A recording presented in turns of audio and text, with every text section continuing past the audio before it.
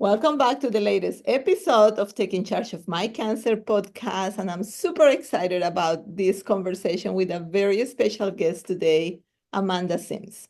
So, Amanda is a top performing medical device representative and a CooperVision and a repeat President's Club Award winner.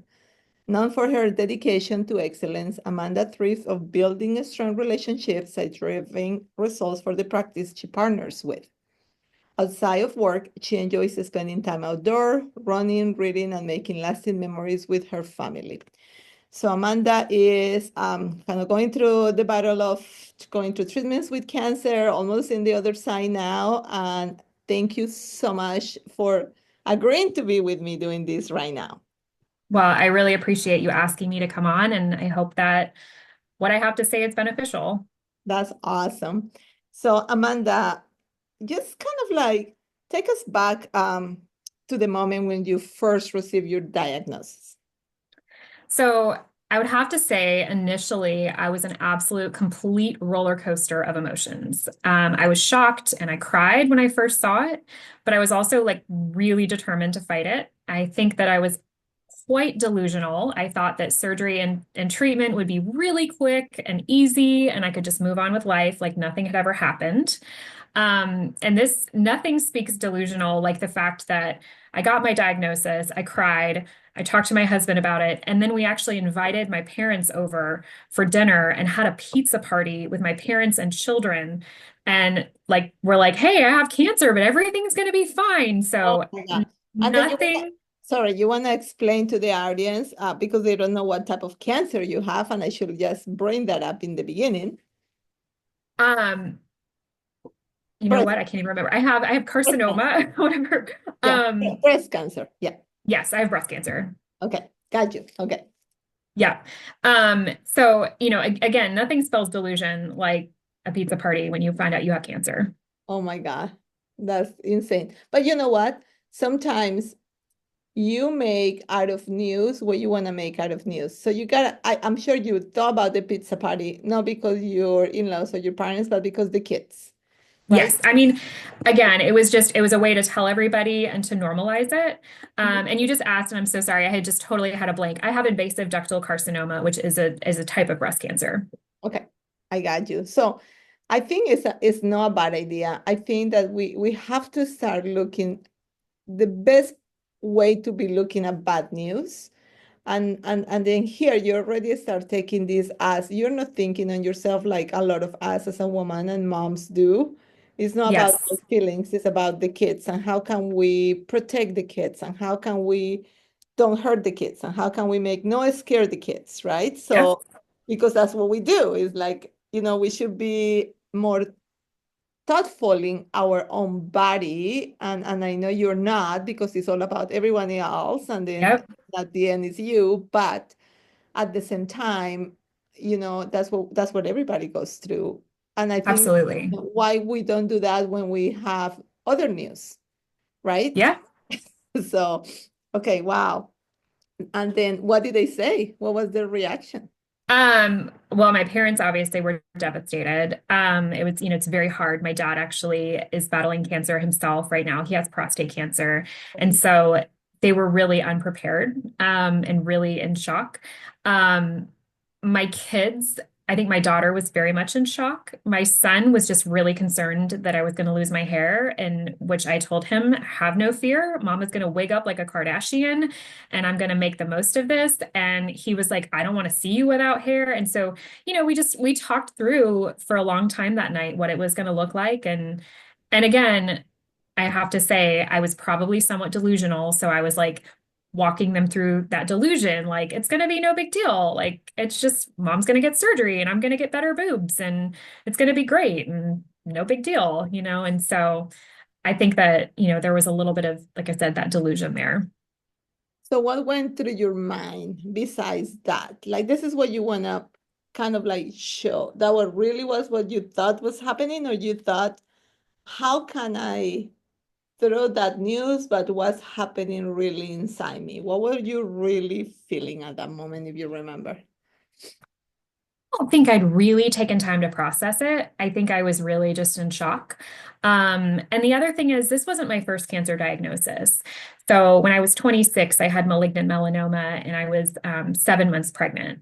And so to hear that then was so awful and so shocking that kind of to hear this breast cancer diagnosis, and my family has a strong history of melanoma, so and death from melanoma as well. And so when I got the melanoma diagnosis, they're like, hey, we think we caught it early. You have a 99% chance of survival. At that point, the thing that ran through my mind was the Dumb and Dumber line from that movie where they were like, so you're saying there's a chance I might die. So breast cancer compared to melanoma often, is a much more treatable and much more, less scary diagnosis. So initially, I think that I was just thinking like, okay, this is just one quick little hurdle. I did this with melanoma. I'm going to do this with breast cancer, and then it's just going to be back on to normal life. And, even when getting that diagnosis, originally I only had one tumor when they did the first biopsy, and they were telling me like, oh, it's so small. And so based on the size of the tumor, it was looking like it was probably just going to be a quick surgery, I did know that I was going to have radiation because because of where the tumor was located, it was so close to my chest wall, but I never anticipated any of the like chemotherapy or any of the long-term, drug therapies that are now coming my way. Okay. If we go back before treatments, what was the process of getting diagnosed like for you? So, getting a diagnosis when you're only 38 years old and you have breast cancer is actually quite the process. So, I didn't have a routine reason to get a mammogram. And if I hadn't found that lump by myself, I don't know when or if it would have ever been caught. I remember exactly when I found it. I had just come home from a field trip from Islands of Adventure with my oldest. I was taking a shower. I felt it. And at the moment I did, something deep inside me knew that it was breast cancer. And this was, like I mentioned, this wasn't my first experience with cancer. And so because I knew that once you've had a cancer, you do run a higher risk of having another cancer later on down the road because you have that strong propensity. So I sort of knew, hey, I'm probably dealing with breast cancer. So I got out of the shower and right away, I actually jumped on my phone and I reached out to 3 doctors. I reached out to my internal medicine doctor, who's just my general GP. I reached out to my gynecologist, and I reached out to the plastic surgeon that had performed a breast lift for me about 6 months prior. My internal medicine doctor took it really seriously. He immediately referred me for a mammogram and an ultrasound. My gynecologist, on the other hand, reassured me that it was probably just a cyst and to just put warm compresses on it for a month. And then as for the plastic surgeon, I actually never heard back. Oh, wow. So at this point, I chose to believe the explanation that was easiest to digest because it was easy. I was about to leave for a work trip to Ireland. I couldn't bear the thought of right then facing another cancer diagnosis. So it was easier to just pretend everything was fine, even as the pain from the tumor, and actually I was also having pain in my axillary lymph node. And so as both of the pains in both of those places were growing worse, it was just easier for me to completely ignore it and pretend like everything was fine, which they kept telling me cancer doesn't hurt, which, surprise, sometimes it does. Oh, wow. Wow. So while I was in Ireland, actually, a coworker who'd been through her own breast cancer journey encouraged me to stop putting it off. And so when I got back, I finally did go in for that mammogram and ultrasound that my doctor had ordered weeks before. When they said I needed a biopsy, I asked to be sent to UF Health, but then that led to another frustrating delay because UF wanted to redo all the tests, which added another month to this process. Oh, wow. So this waiting period was especially hard because along the way, multiple doctors, when they were performing the different tests, kept telling me that my lump didn't look like breast cancer and it didn't behave like breast cancer. And so I kept getting all these like encouragements along the way. And so I really started to believe that they were telling me the truth and that what I had was probably some sort of benign lump. And so it made the biopsy results even more shocking to me. Oh, wow. And when it came back as malignant, like I said, I was kind of unprepared and delusional. So if there's one thing that really I want everybody to hear loud and clear, it's this, that even with access to an incredible healthcare system like UF Health, I still had to advocate for myself again and again to get this diagnosis. My husband actually had to call and plead with the original facility who did my mammogram to get the initial mammogram scheduled sooner because they were going to make me wait like another month to 2 months just to get a routine mammogram.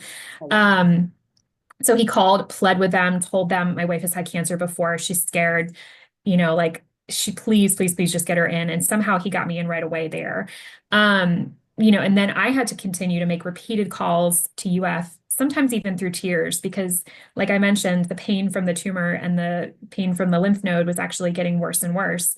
And so I had to call and plead with them to get the test results sent to UF and then follow up and make sure they had them to even before they would even schedule me. So getting answers and getting that original diagnosis was not easy. I think in large part, probably due to my age and health. But I'm really, really grateful that I kept pushing for it. That's very good. And that's exactly what we talked a little bit before we start the podcast. And we've been talking about this since I met you, and I've been treating you in regarding how much it's so important to advocate for yourself at this point, right? Like you feel something, you push, you call, you just really cannot just be there and just to the mercy of what the physicians are doing, because sometimes it's not even them, right? It's all Yeah. the things that needs to be taking place behind the scenes for something else to happen. So Yep. I'm kind of glad that you did that. Um, how did the process of the news mentally and emotionally? So you got that was shocking, and then what happened, what your mind went and your emotions went from that point? So processing a cancer diagnosis, no matter what age or what stage of life you are, is a complete emotional roller coaster. When I needed to, I allowed myself the space to cry. I used to often go upstairs, pull my treadmill out because I have one of those that hides away. I would pull it out, I would jump on the treadmill, and I would literally be running as fast as I could and just sobbing at the same time. I would also cry a lot in the shower. But then once I was done, I would just channel all of those emotions into action. I refused to let my feelings dictate my life. And so every time along this process that I received bad news, I would give myself a few days to just grieve and absolutely just feel my feelings. But then I made a conscious effort to just continue to move forward. I think there's really no other way to do it.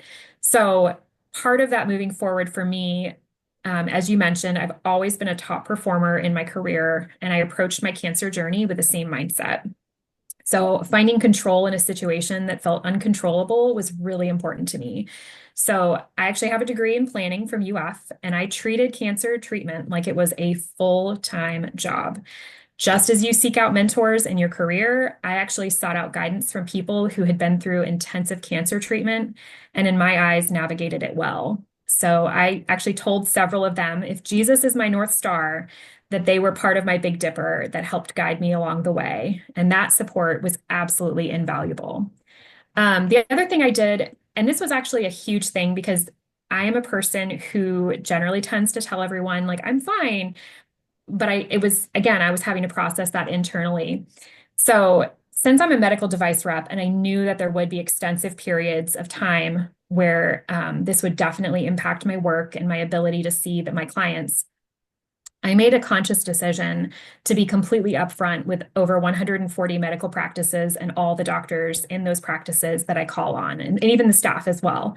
So I vulnerably shared my diagnosis with them, ensured that their staff was prepared for my medical leave so that my absence wouldn't disrupt patient care for them. As you were saying, women, we tend to just make sure and take care of everyone else before ourselves. But surprisingly, this was actually very helpful to me at first because initially I was having a really hard time talking about it. And so being able to start controlling that narrative and being able to start talking about it, even when it was to people that I work with, I actually would tell my boss, like I would sometimes like deal with like 8 practices and then I'd be like, oh my gosh, I'm so spent. Like I can't talk about it anymore because it was taking such a toll to get those feelings out.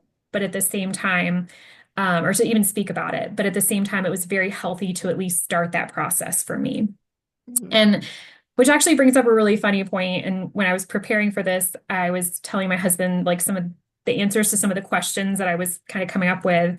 And he was like, hold on a second. Like, he's like, you did too good of a job at this because one of the things that I did, which was probably a detriment to me and possibly even the health of our marriage for that period, was I controlled the narrative so well that he had no idea what I was actually going through and what an emotional toll it was taking on me until about 7 treatments into chemotherapy. So I'd had surgery to insert a port, I'd had, said these 7 treatments of chemotherapy, and like all this time had gone by. So we're talking months. And he had no idea. He said, you handled it so well. I thought everything was fine. I thought you were just doing great.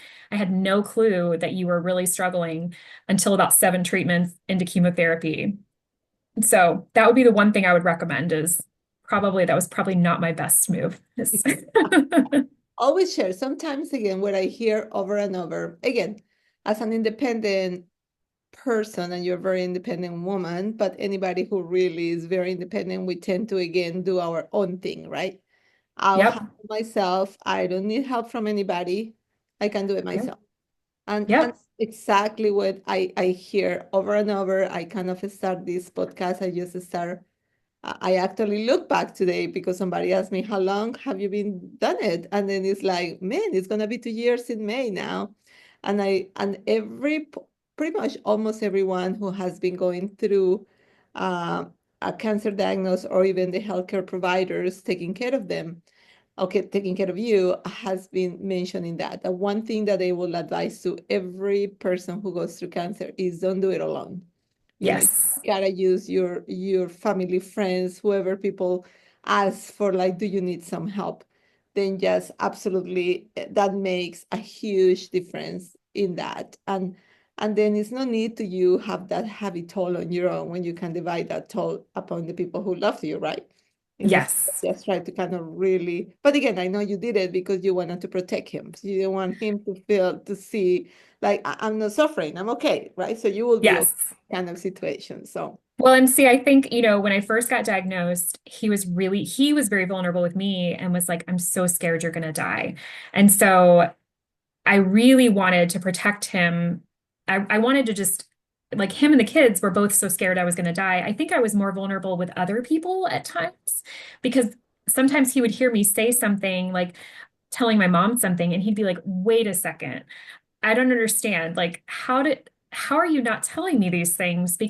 And I was like, well, I don't know, because I'm trying to protect you and the kids. uh-huh. And so I was sharing things with other people. And I think it's something that, you know, like it was a very difficult thing for me to share with him because I wanted to protect him. I wanted him to think I was okay, that I was going to beat this. I needed him to be super focused that everything was going to be fine because I needed that reassurance as well.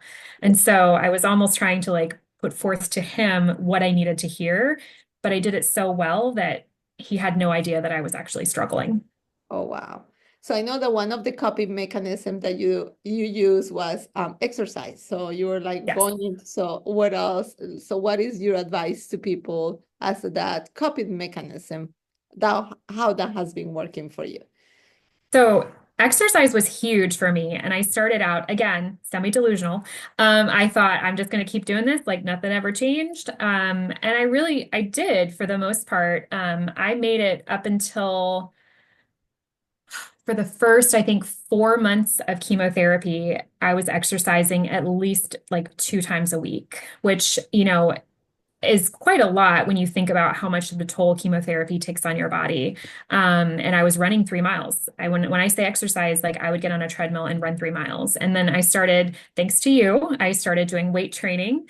And doing other forms of physical therapy as well. And I would add those in as well. And so that's been a huge, huge help to me. I actually, as you know, and you're well aware, I just finished chemotherapy and I finished 15 days ago. And actually, 2 days ago, I actually went for the first run in several months. And it felt incredible, which I wouldn't Oh, be able to do that if I hadn't been exercising all along while I felt well enough. that's awesome. Yay! I'm so glad to hear Yay! I that. am too. Plus, Um, that was my crying time. I mean, I had, if I didn't go and run on the treadmill and hide from everyone and like shed all of my tears and sit on the side and like, I don't know when I would have gotten all my feelings out. that's right. Did you seek any therapy or counseling to help with the emotional toll when were you, since you have been through this? Yes. So I'm actually a firm believer in therapy. I actually had a therapist before this started. And as part of my, cancer protocol, I also, saw the psychologist that they assign you, once just to kind of make sure I was okay. And throughout my journey, I maintained regular therapy sessions, both individually and with my husband. And I also attended occupational therapy designed for cancer patients. And those sessions actually felt like counseling as well, because I would sit there and sometimes cry. And, it was basically like traditional therapy, but with a more science-based approach. And one of the things that was really difficult for me to navigate at first, and I dealt with in both forms of therapy, both occupational therapy as well as in regular therapy, both with myself and with my husband. Um, I really felt the loss of autonomy over my own body. And I'm sure that that's something that probably more people feel. Um, I found myself in an endless cycle of medical appointments where I had to undress in front of strangers, endure clinical discussions about my body, and then, be examined in ways that felt very deeply impersonal. As someone whose love language is touch, this experience took a profound emotional toll, because over time, it reshaped the relationship I had. Well, over time, when touch becomes purely medical and sterile and detached, it really reshaped my relationship with it entirely. Over time, I began to withdraw, both probably from my husband as well as my children, because I was really struggling with an intense sense of violation. Even though logically I understood that my doctors and care team were only trying to help, when you're being touched regularly in this way, it was just really, really difficult for me. So during this time, our therapist actually recommended that I had my husband actually ask permission before touching me, since I was being touched so much without my permission that everything began to feel violating. Oh, And wow. so therapy was really, really helpful for me in working through some of this loss of autonomy and in starting to like reshape and feel better about it. And beyond just therapy, and this was actually something that just kind of evolved naturally. I've also begun like lunching with a former neighbor who is also dealing with a cancer diagnosis of her own. And that's something that like has honestly probably been even more helpful because it's normalized some of the thoughts, feelings, and even symptoms that you can't necessarily share with other people.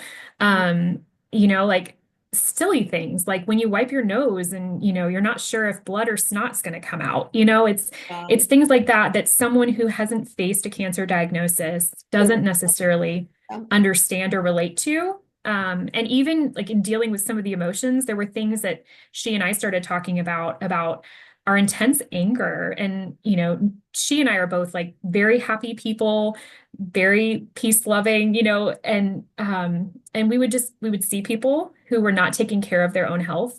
And she and I both had been, and Mhm. then both received this really awful diagnosis of cancer.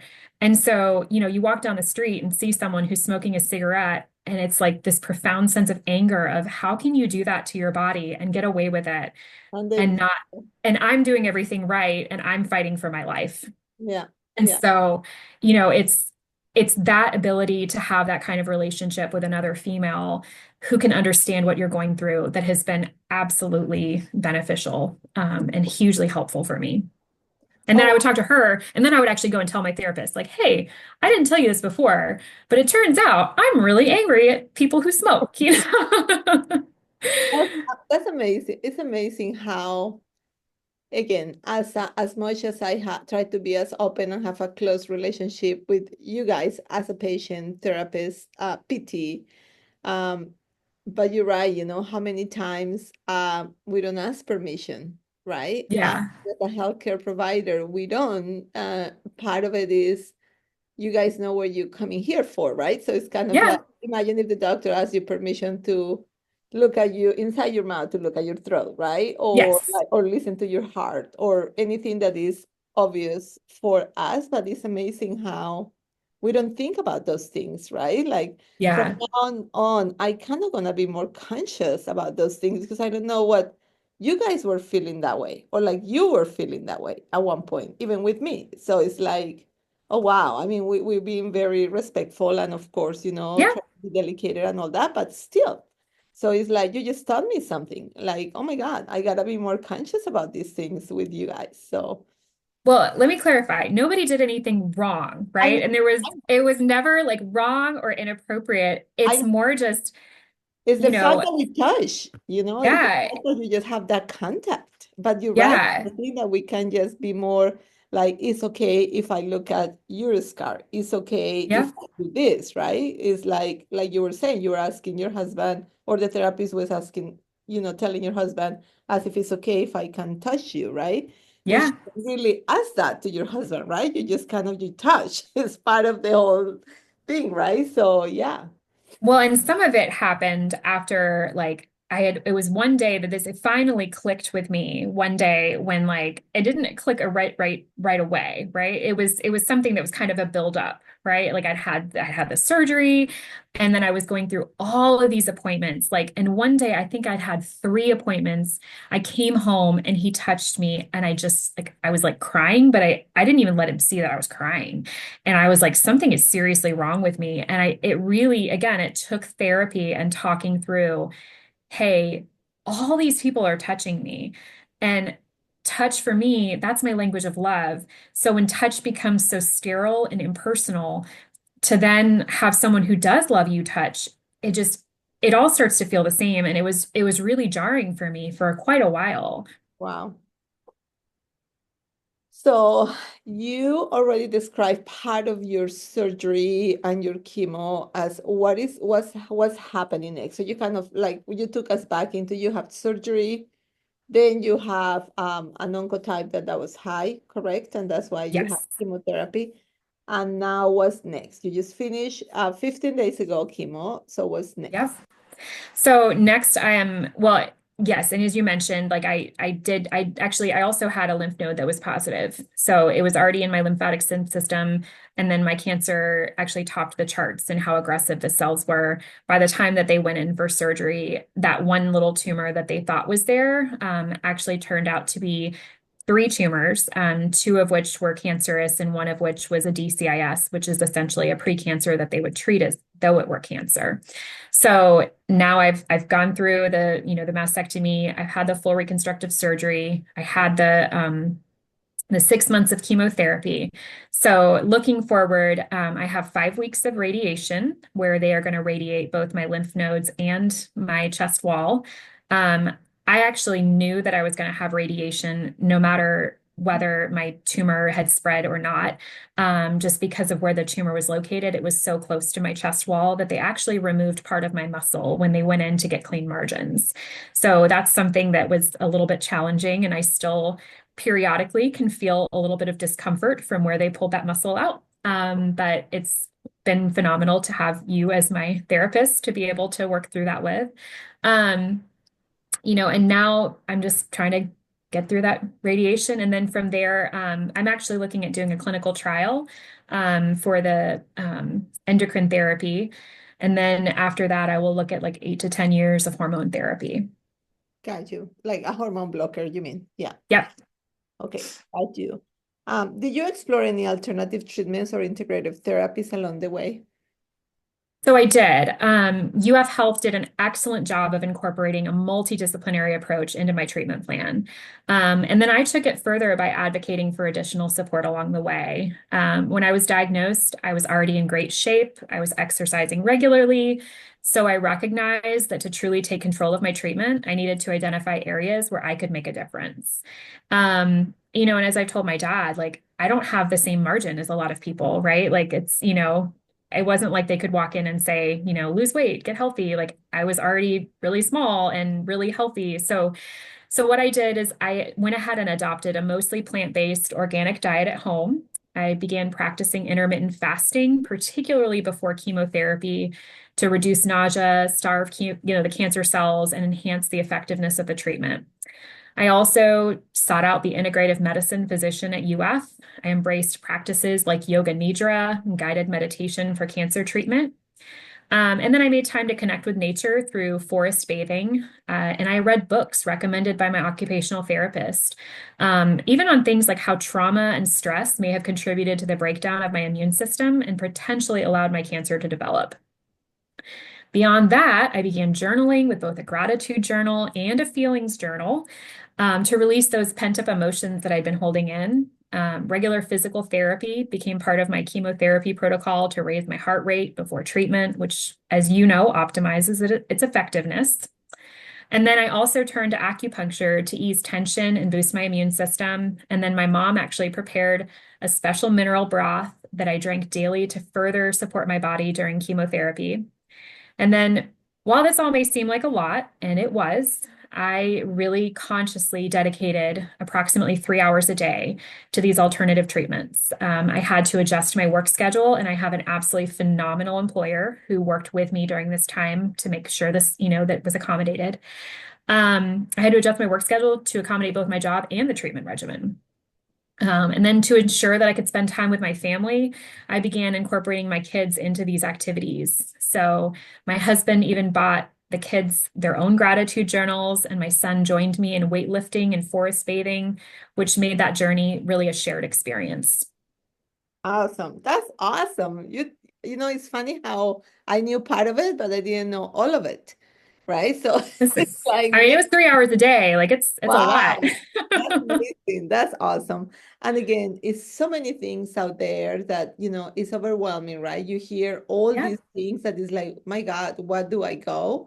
But I think you have your down times, you have times where you feel like, man, I just can be in bed, but I'm going yep, to work from bed. And then my back is hurt. Like, don't do that. So don't work yes, from bed. So let's sit up, but if you cannot, then just don't work and then just yep, chill and then just rest and then just, you can have a one day to just chill. But even though there was days that was hard and there was days that you came to me and I say, have you been doing your HIT program? And you're like, nope. I can't. What do you mean you can't? But I know I have to push you. And then when you was a time that you I didn't see you for like maybe 3 weeks or so, 4 weeks. Yep, That was a time. And then you're like, oh my God, I have to come back. I know I kind of continue in this path because I feel I'm getting weaker. And then we just kind of reintegrate everything and kind of get you back again and we can mold it, right? So it's not like I want you to be in this, I work you hard because you were in great shape to beginning with. So we were really working in the strength training and aerobic in a nice high intensity. But there was times that we kind of dialed down, right? And let's yes. get you going through the steps and not necessarily working with time. Let's just work on repetitions and we just kind of keep that up. So I think that everything that you did was a contribution and you just wanted to keep it up. So you want to try to Yes. continue doing exact the same thing for radiation. So it's gonna be the same kind of deal. And I gave myself like space and grace. And that's a big thing. Like during the last 2 months of chemotherapy, when I was on the dose stents, adriamycin and cyclophosphamide, while it didn't actually have the same impact on me internally. It was actually my body did better inside. I wasn't severely neutropenic like I was when I was on just the Taxol. I wasn't, missing doses. I wasn't, having doses reduced. I was doing really well inside. I was very sick. And so it would take me almost the entire 2 weeks. It would take me about 12 days. And then in those last 2 days, while I probably could have worked out, it was like those are the 2 days I had to like catch up at work and do other things. And so I had to give myself, okay, I'm just gonna not work out for maybe 2 months. But then because I had kept it up so well prior to that, like I mentioned 2 days ago, I went for the first run and I ran 2 miles and walked one.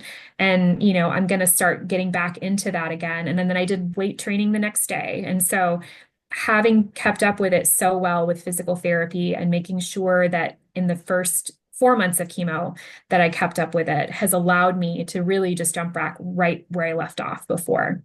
Awesome. Um, w- what is I kind of already asked you about any small routines that you kind of give you comfort during treatment? You already mentioned all of it. No, I didn't mention all of it. Okay. Listen, the one thing that gave me the most sense of comfort is, I did everything I could to hold on to who I was before cancer took over.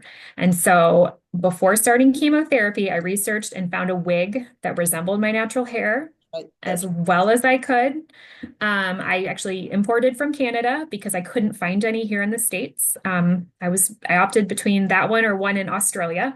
And I looked into options for eyelashes and eyebrows. One of the things is, even though I'm very sick and I'm aware that I'm very sick, I don't have to necessarily make that define me. And and one of the things is, it's that loss of autonomy. It's that loss of who you are. And breast cancer in particular, and I've heard other women talk about this, it takes away your femininity. It's your breasts, and my PET scan showed uptake in my uterus. So then they're checking there too. I mean, it's all of these kinds of things that just, it takes away who you are as a woman. And so every day during my treatment, I made sure that I showered, I did my makeup, and I styled my hair, even when I never left the house. And I put on eyebrows, I put on eyelashes, and, cancer and chemotherapy are such an out-of-body experience, and I needed to be able to walk past a mirror and still see myself. And so that was so important to me. And it was my way of holding on to my identity and not letting the diagnosis define me. And several times when I was actually too sick to do my own hair and makeup, my daughter, who is 12, would actually come in and do it for me. Oh, And so I also kept up with regular nail appointments and pedicures on days when I enough. These are probably the days when I could have exercised and was like, sorry, no, I'm I'm gonna going to go. keep up with my, Yes, yeah. And yes. then, I also made family dinners a priority. There was a lot of times where as a mom, it was a struggle because I couldn't be there for my kids the way I normally could.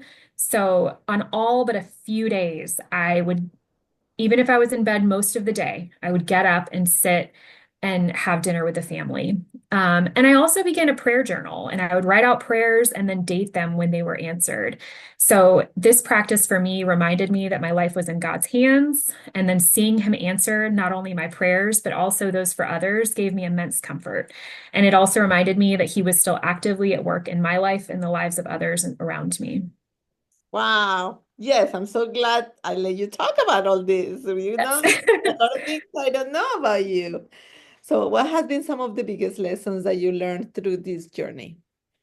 So as I mentioned, I probably didn't do a very good job of opening up and confiding in my husband Mhm. early on, but I did do a pretty decent job of at least sharing and allowing him to share, although I haven't allowed him probably until now publicly to share. So one of the things that I've learned is I have just been so deeply overwhelmed by the kindness that has been shown to me, because in sharing, I can't even express. So my church community, my parents' church, and my book club all came together and literally brought us meals multiple times a week for over 6 months, Oh, wow. which I mean is when you really think about that, it's just astronomical. We still have gift cards and things that we're still using because we haven't been able to even work through it. In fact, I actually canceled a meal that was supposed to happen tonight because I was like, okay, I think I'm finally well enough that I can probably make this on my own. So I actually said, I'm enough is gonna enough. cook. Like I think I can do this. And but beyond just that, alongside, the meals, I've had an absolute army of people praying over me and my family throughout this entire year. And regardless of anyone's religious beliefs, like I stand before you today as like a testament of the power of prayer. When my faith would waver, the prayers of others helped me restore it. They brought me peace and strength in the most challenging of times. And, this experience has just filled me with such a deep sense of gratitude and commitment. When you are that blessed by just, strangers. A couple of weeks ago, we actually just moved, and one of our former neighbors who we had never even met heard about my diagnosis, heard that I was really struggling with the later stages of chemotherapy, brought a meal to my family, even in our new neighborhood. And when you're that blessed by people you've never met that have no connection really at all to you, Yeah. it really makes, me that determined to pay it forward and to be there for the next group of survivors.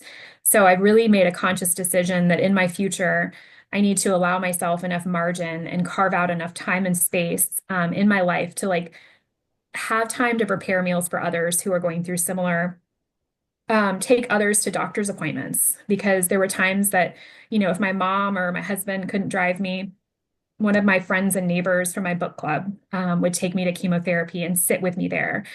Even sometimes while I fell asleep, she would stay there beside me and be with me during that appointment.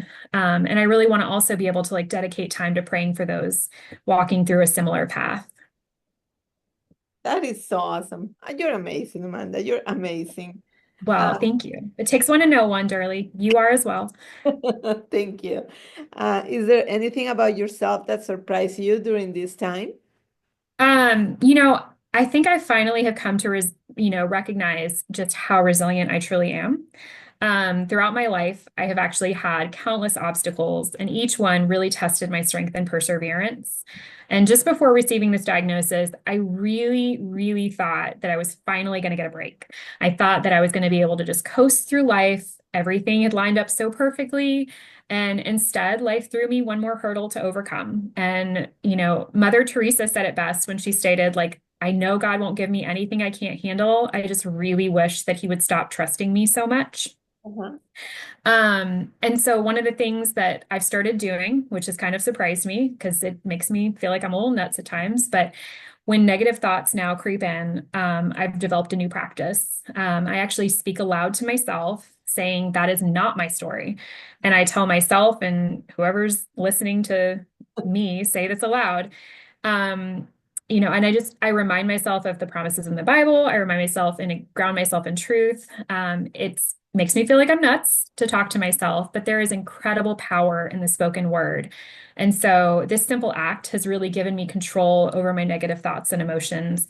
It's allowed me to rewrite my life's narrative by continuously reminding myself that, hey, that's not going to be my story. That's not going to be the end of my story.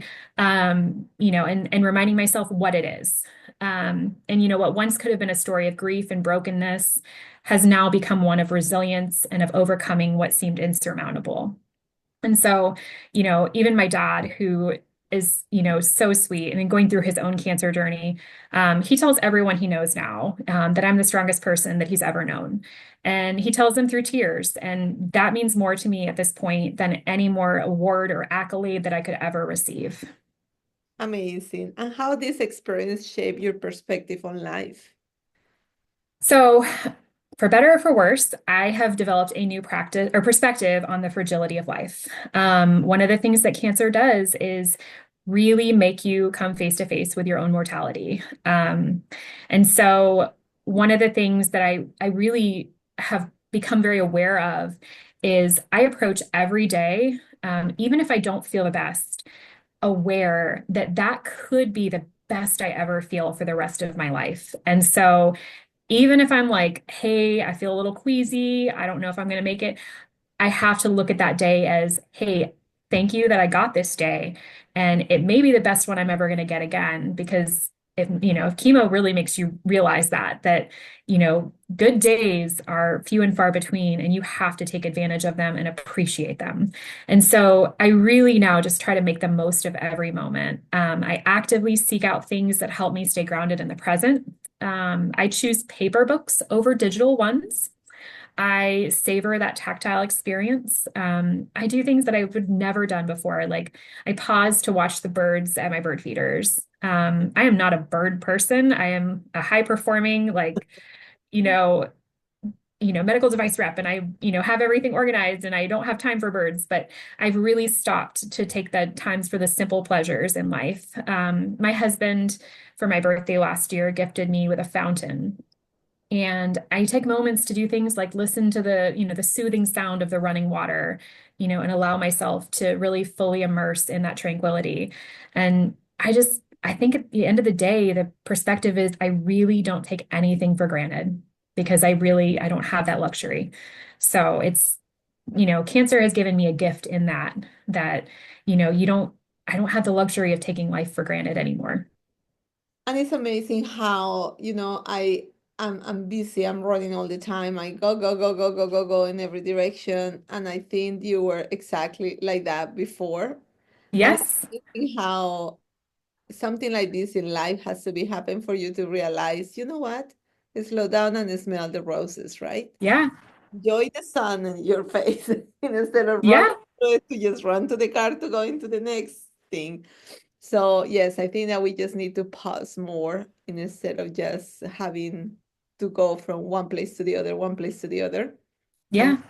and I think that you are right. A lot of things you are super healthy, and then you're wondering, I'm healthy, I'm young. Why, why do I end up with this? And it's all that emotionally toll and stress, and sometimes all those toxicities that happen in your body that can get you to have a disease like cancer, right? Like some people Yes. have diabetes and they're like totally fine, healthy, and then same thing. You just have this weak link that's something else, and usually it's the emotions and the stress in life that can take us to this.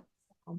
Has been so much fun, Amanda. I'm so happy that we did this. I really have a great time. I think the audience really, really is going to get inspired by you.